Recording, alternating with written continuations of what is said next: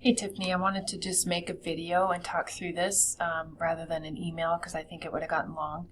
But my hope in sharing this with you is that maybe you have some mind time on the plane that you can think about this. So I want to just make sure I'm thinking about it correctly. But today Angela and I sat in on a HLC webinar on reviewing quality distance delivery programs. I thought it'd be good for Angela to sit in, and it was really good. They went through all the key definitions of distance education, and our definitions align.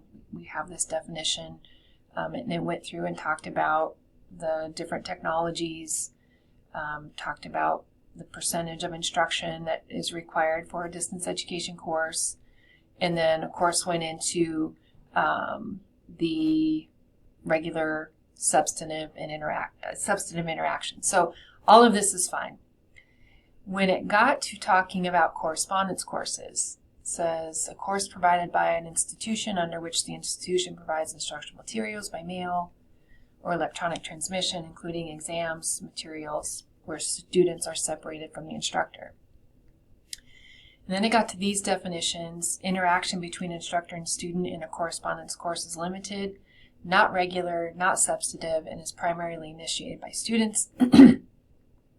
If a course is part correspondence and part residential training, it is considered a correspondence education course. And it was right here where she paused and kind of laughed and said, this is where the definition of hybrid courses gets fuzzy and confusing.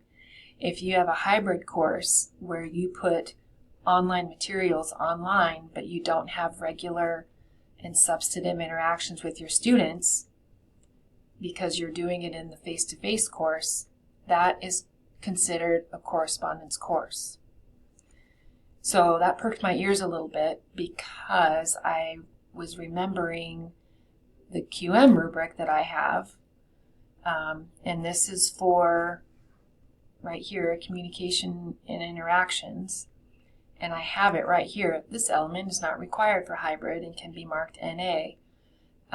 If it is not included in the course, it is assumed that this is covered in the face-to-face portion of the class. So clearly I am wrong here to have this here, that we should be looking for it, I think, based on what she's saying in this webinar.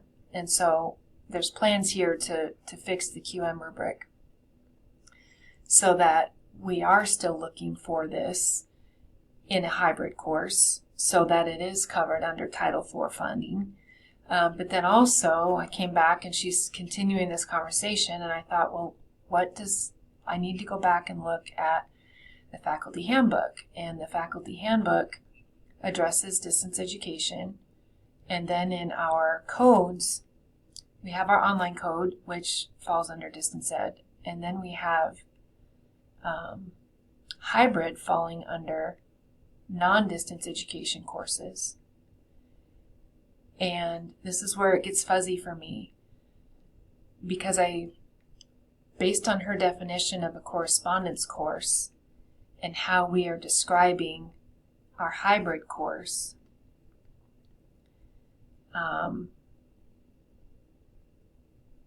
I think that our hybrid course is actually correspondence by definition if we compare it to HLC's definition.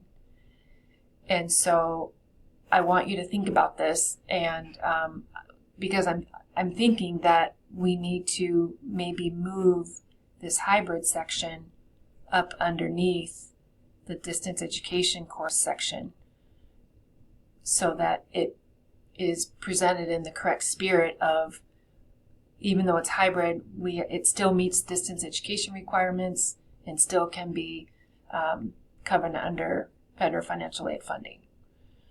So that's my deal. This whole hybrid situation is, I'm wondering if we have it presented as a correspondence course based on the definition that HLC provided. So if I confused you even more, let me know. I just didn't want to do this in an email. I thought it'd be easier just to send you this video. So give it some thought. Let me know your thoughts, and we can start making updates as we need to. All right. Thank you. Hope you're having a good trip.